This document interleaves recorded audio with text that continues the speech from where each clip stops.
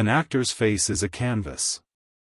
They lend their bodies, their voices, and sometimes even their souls to tell stories. But what happens when a role asks for more than just a performance? What happens when a part gets so tangled up with an actor's own pain that looking at it again becomes just unbearable?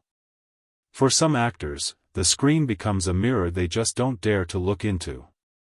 There are some performances that are so raw, so emotionally expensive, that the artist who brought them to life has to turn away, leaving the rest of us to watch something they can't. This is a story about that mirror. It's about a giant of the silver screen, a man whose name was basically synonymous with a raw, untamable life force. A man who, at the absolute peak of his career in 1964, filmed a performance so draining, so personal, that he swore he could never, ever watch it. That man was Anthony Quinn. And 1964 was a year of incredible triumph for him, but also one of deep, internal struggle. The performance in question is still a point of haunting speculation, a chapter in his life that shows the incredible cost of his art. So, what was this mysterious episode? And what personal demons did it stir up that a man of such power couldn't face them again? Imagine being celebrated for a moment of pure joy. A moment that becomes your signature, the one scene that defines you for millions of people. Now, imagine that for you, that same moment is a reminder of physical agony, a compromised performance, and the deepest tragedy a parent can ever face. Or picture this: you pour every ounce of your soul into playing a man's slow, agonizing downfall, only to find that the character's demons have latched onto your own. For Anthony Quinn, 1964 brought both of these scenarios to life. The real mystery isn't just which asterisk performance he refused to watch, but why a year of such massive success was also a year of such private torment. By 1964, Anthony Quinn wasn't just a movie star. He was a force of nature. Born Antonio Rodolfo Quinn Oaxaca in Chihuahua, Mexico, right in the middle of the Mexican Revolution, his whole life was about defying expectations. His father, of Irish-Mexican descent, had actually ridden with Pancho Villa before moving the family to the U.S. Quinn's early life was a mix of struggle and odd jobs. He worked as a farmhand, a boxer, a painter, and even a preacher for the evangelist Aimee Semple McPherson. He studied architecture under the legendary Frank Lloyd Wright, who gave him some life-changing advice: take acting lessons to better understand people and improve his draftsmanship. That advice changed everything. He found his way to the stage and then to Hollywood, but it wasn't an easy path. For years, he was typecast, usually playing ethnic villains, gangsters, or Native American chiefs. He was the classic, heavy, a dependable character actor whose massive talent was always bubbling just under the surface. But Quinn was never going to be put in a box. He fought prejudice, even from his own father-in-law, the powerful director Cecil B. DeMille, who wasn't thrilled about Quinn marrying his daughter, Catherine. Quinn's explosive talent couldn't be held back forever. He hit Broadway, taking over the role of Stanley Kowalski in A Streetcar Named Desire from Marlon Brando, a role he felt he played with more authenticity. That rivalry with Brando would stick around, fueling his competitive fire. His big film breakthrough came in 1952 with Viva Zapata, where he played Eufemio Zapata, the brother of Marlon Brando's character. His powerful performance won him his first Academy Award for Best Supporting Actor, making him the first Mexican-American to ever win an Oscar. 4 years later, he did it again. In Lust for Life, he completely transformed into the painter Paul Gauguin. In just a handful of scenes opposite Kirk Douglas's tortured Vincent van Gogh, Quinn created a character so vivid and brutally alive that he won his second Oscar. For Quinn, these weren't just roles, they were occupations. He didn't just play a character, he inhabited him, wrestled with him, and absorbed him. He famously said his work on the Italian film La Strada was the hardest thing he'd ever done, but also one of his favorite experiences. He brought a kind of savage nobility to his roles, a mix of cruelty and deep loneliness that felt frighteningly real. This was the Anthony Quinn of 1964.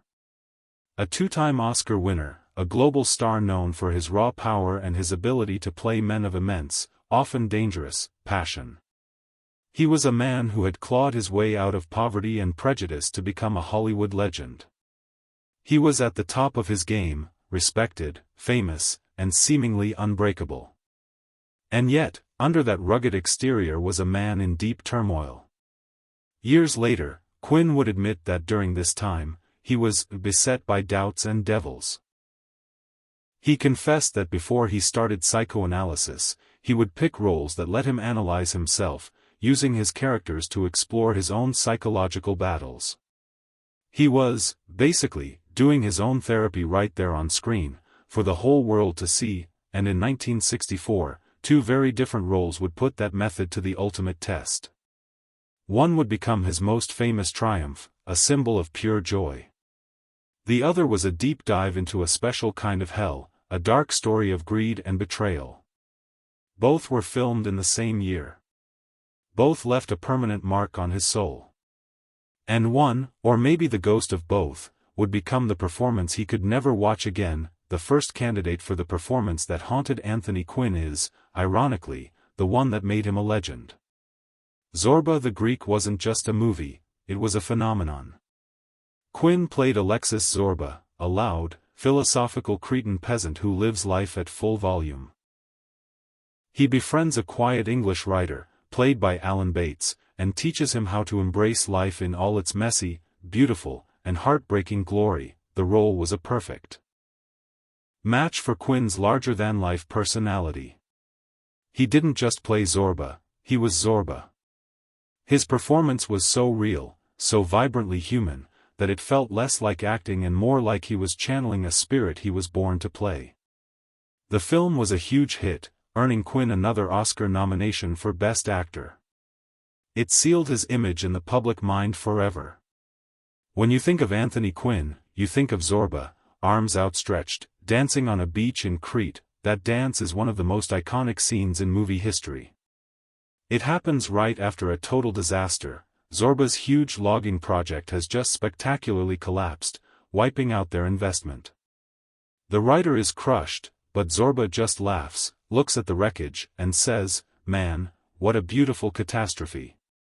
He then asks, "Boss, did you ever see a more splendid crash?" He feels the need to dance, to release all that energy, the joy, the pain, the sheer absurdity of it all. As Mikis Theodorakis' unforgettable music starts to play, Zorba begins to teach the uptight Englishman how to dance, how to find freedom in the middle of ruin. It's a moment of pure cinematic release that has moved audiences for decades. It became a symbol of resilience, of grabbing life by the horns no matter what. And yet, according to some stories, this very scene, this symbol of triumph, was the one Quinn couldn't stand to watch. The reasons why are a mix of physical pain and buried emotional trauma. First, there was the physical side of it. Quinn, a man known for being so physical, was reportedly dealing with a serious injury while filming that dance. He had a broken foot. His movements, which looked to the world like the free-spirited expression of Zorba's soul, were actually him trying to work through intense pain. For a perfectionist like Quinn, who prided himself on his physical control, knowing his most famous scene came from a physical limitation was a private frustration. In his eyes, what the world saw as triumph was really an improvisation born of necessity, a compromise. Every time he saw that dance, he wouldn't see Zorba's freedom, he'd feel the ghost of his own physical pain, but the deeper, more painful reason was tied to a tragedy that had hit him more than 20 years earlier. In 1941, Quinn and his first wife, Catherine DeMille, suffered an unimaginable loss. Their 2-year-old son, Christopher, drowned in the lily pond of their next-door neighbor, W.C. Fields. It was a wound that never, ever healed. It scarred Quinn in a way that fame and success could never fix. That he rarely talked about it, but in rare, candid moments, he admitted that the character of Zorba became an outlet for that huge, unresolved grief. Zorba, who faces loss and ruin with a defiant laugh and a dance, was a mask for Quinn's own sorrow. Zorba's philosophy, to accept pain, embrace disaster, and keep on living with passion. was the very thing Quinn himself had struggled to do after his own beautiful catastrophe. So when he danced on that beach, he wasn't just playing a character celebrating a failed business. He was a father channeling the spirit of a man who could dance in the face of death, a man who could find life in ruin. He was pouring decades of his own personal sorrow into that one cathartic moment. The performance was a raw nerve. To watch it wouldn't be to celebrate a great movie moment, but to come face to face with the ghost of his lost son. It was just too personal, too emotionally loaded, for the world. The dance was a masterpiece. For Quinn, it was an exorcism. And some exorcisms are too painful to witness twice. This makes a powerful case for Zorba's dance being the episode he refused to see, a moment of public joy that was really a monument to private pain. But there's another contender from that same crucial year of 1964, a film that's the total opposite of Zorba the Greek's life-loving energy. This performance wasn't about overcoming tragedy with a dance. It was about giving in to the slow, creeping rot of moral decay. The film was The Visit, and for an actor using his roles to face his inner doubts and devils, this one might have hit way too close to home. The Visit * was based on a deeply cynical 1956 play by Swiss dramatist Friedrich Dürrenmatt. The play is a dark, twisted story about the power of greed and the hypocrisy of justice.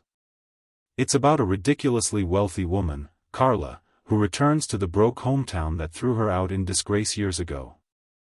She makes the poor townspeople an offer, 1 billion marks in exchange for the life of one of their own, Alfred Ill, the man who, decades ago, got her pregnant, denied it, and used fake witnesses to ruin her name. At first, the townspeople are horrified.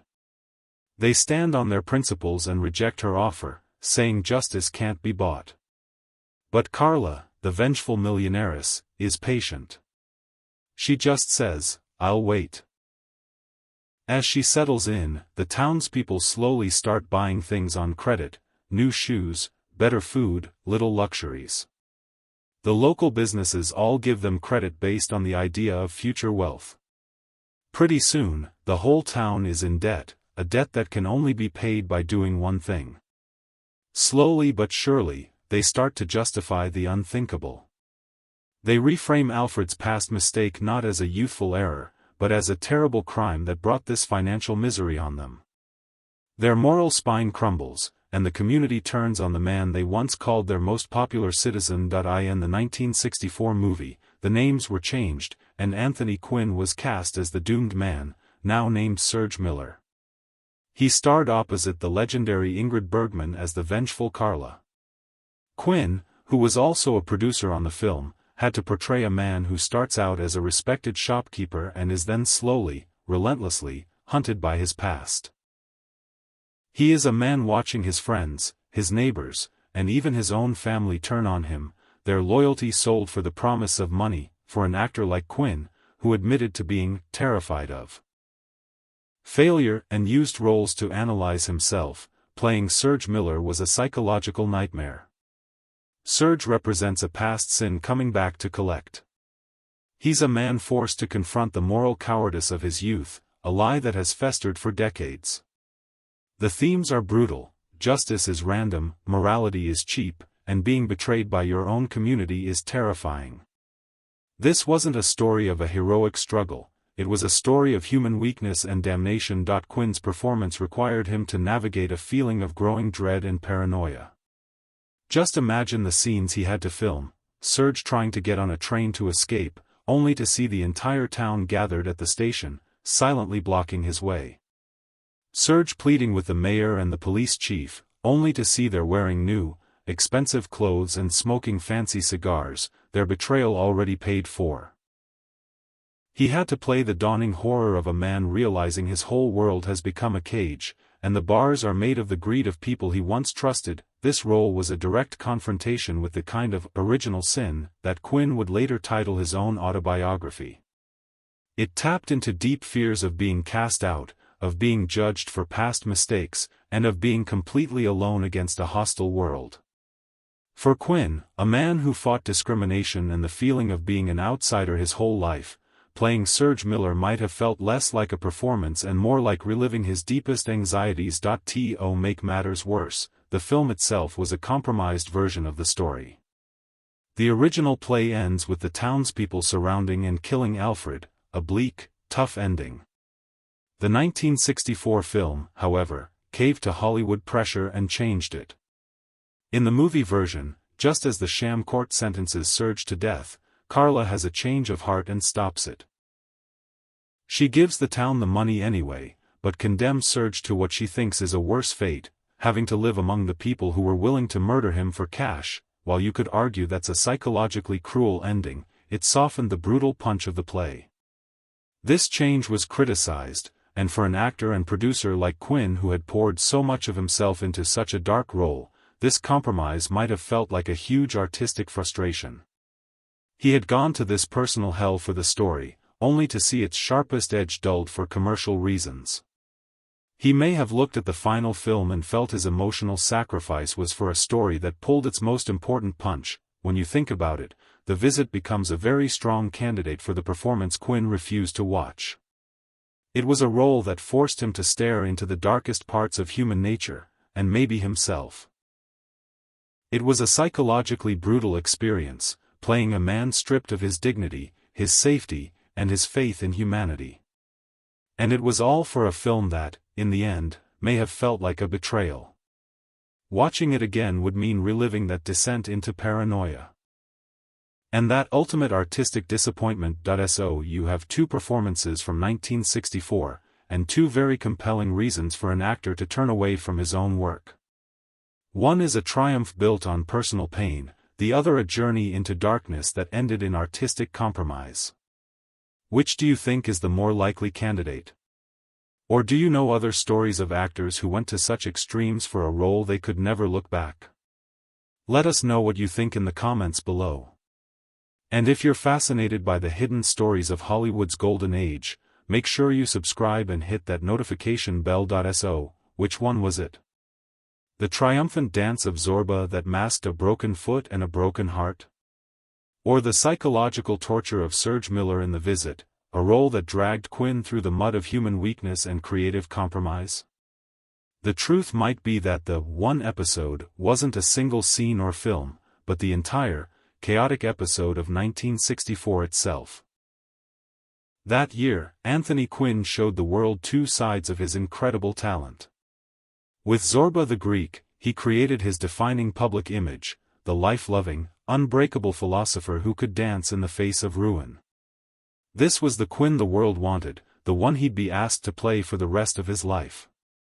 It was a role of release, but one that came at a huge personal cost. With The Visit, he explored the polar opposite, the poison of greed, the weakness of morality, and the terror of being cast out. It was the kind of dark, soul-searching role that mirrored the doubts and devils he was fighting in private. It was a performance that came from his own internal turmoil, a place he wasn't yet ready to fully handle. Years later, Quinn spoke openly about going to psychoanalysis, a process that changed him deeply. He once said he couldn't have played Zorba before analysis, which sounds like a contradiction, since he did. But maybe what he meant was that he couldn't have played Zorba with the kind of peace and self-acceptance he found later. Before analysis, playing Zorba was a way to channel his pain. After, it might have been an act of real joy. Analysis helped him face the very demons that a role like Serge Miller in The Visit had forced him to confront. He learned to face failure without being terrified, to be at peace with himself. The story of the performance Anthony Quinn refused to watch is really a story about the thin, blurry line between an actor and a role, between the man and the myth. Whether it was the pain hidden in Zorba's joy or the reflection of his own demons in Serge Miller's persecution, 1964 was the year his art demanded a piece of his soul. His refusal to watch wasn't an act of ego, but of self-preservation. It was a recognition that some performances aren't just moments on film, but scars on the heart. It reminds us that behind every great legend is a human being, wrestling with their own reflection in the mirror, and sometimes finding it just too painful to look.